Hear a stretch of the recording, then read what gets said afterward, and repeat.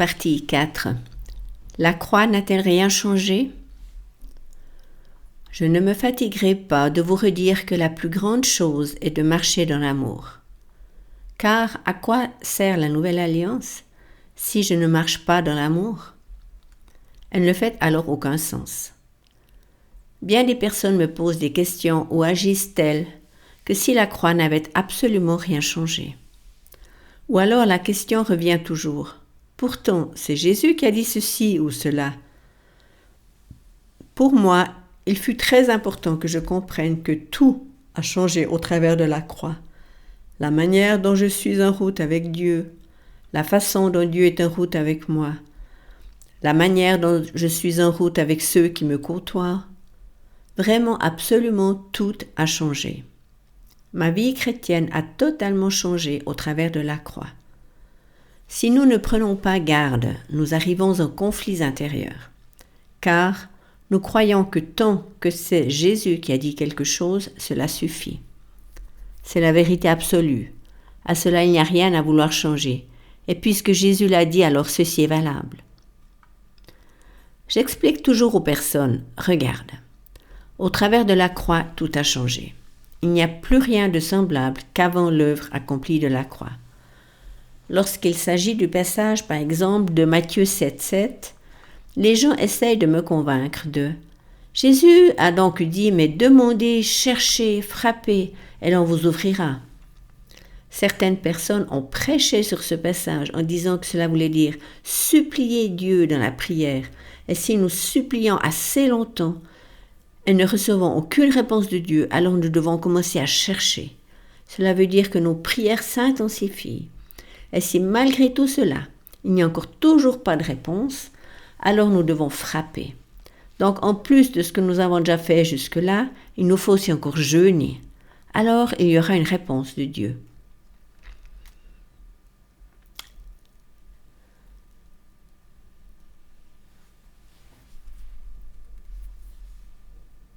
Pour moi, la question reste, la croix n'a-t-elle rien changé? Est-ce que Jésus dirait encore les mêmes choses qu'il avait dites avant la croix, aujourd'hui après la croix? Nous devons toujours y penser et analyser notre vie et la prendre sous la loupe en disant « Est-ce que je vis d'une manière où la croix a absolument tout changé? » Par exemple, le jeune homme qui vint se jeter aux pieds de Jésus en disant « Bon maître, que dois-je faire afin d'avoir la vie éternelle ?» La réponse de Jésus est « Tu dois tenir les commandements de Dieu. » Il lui répond « C'est ce que j'ai fait depuis ma plus tendre enfance. » La discussion continue.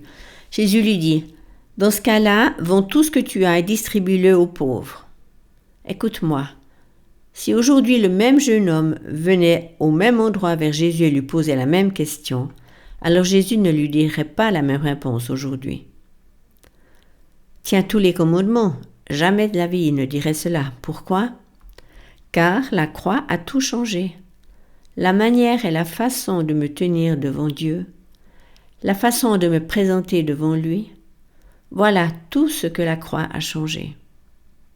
Et lorsque nous aurons enfin compris qu'il n'y a aucun domaine de la vie que la croix n'a pas changé, alors nous agirons différemment avec bien des choses. Voici la question que tu dois toujours te poser. Ma manière et ma façon de prier et tout ce que j'entreprends dans ma vie chrétienne, est-ce la manière et la façon d'avant la croix ou celle d'après la croix? Car lorsque Jésus marchait sur la terre, l'œuvre à la croix n'avait pas encore eu lieu. Réfléchis, mon cher ami. La déclaration était très claire.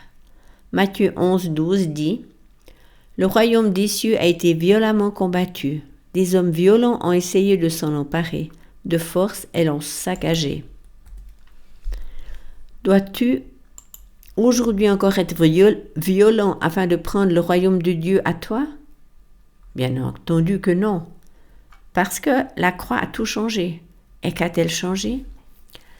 La Bible nous dit en Colossiens 1, verset 13 « Il nous a délivrés du pouvoir des ténèbres et nous a transférés dans l'éternel royaume de son Fils bien-aimé. » La croix a changé la manière comment je vis le royaume de Dieu.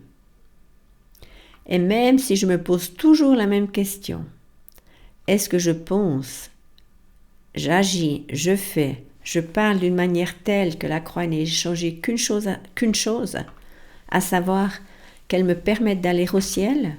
Ou est-ce que tous mes agissements, mes pensées, etc. reflètent l'absolue vérité qu'au travers de la croix, tout a changé? Cela doit devenir notre désir profond. Je t'explique pourquoi. Très rapidement, nous pouvons retomber dans la manière de penser d'avant la croix.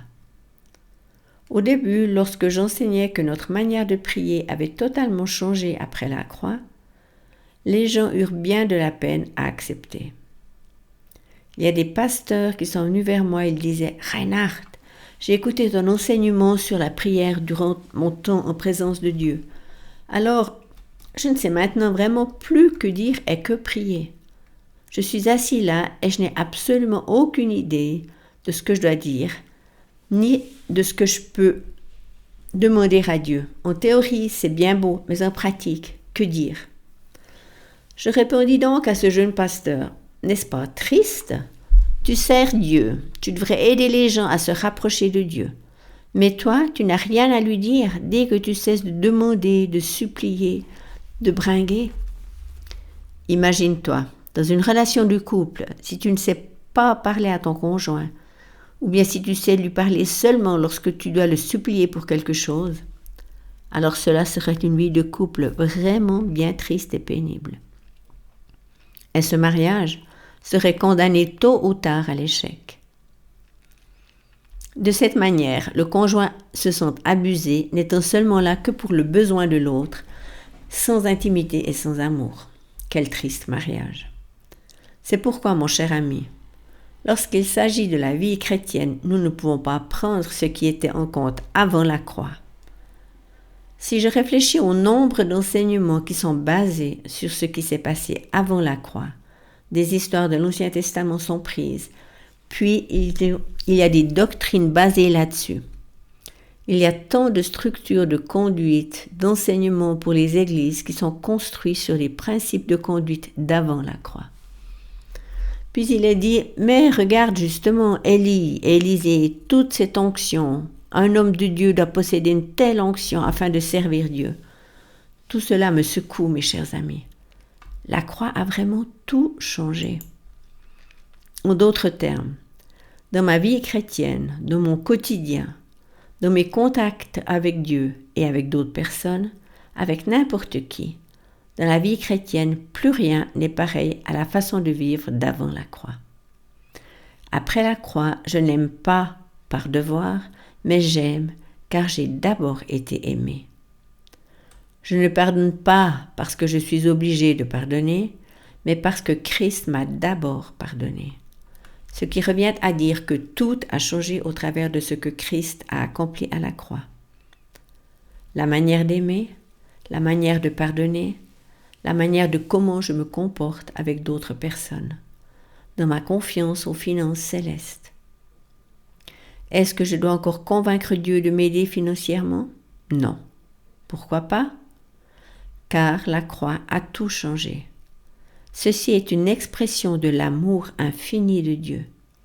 Si tu désires voir l'amour de Dieu, alors regarde à la croix. Apportons donc cet amour partout où nous le pouvons.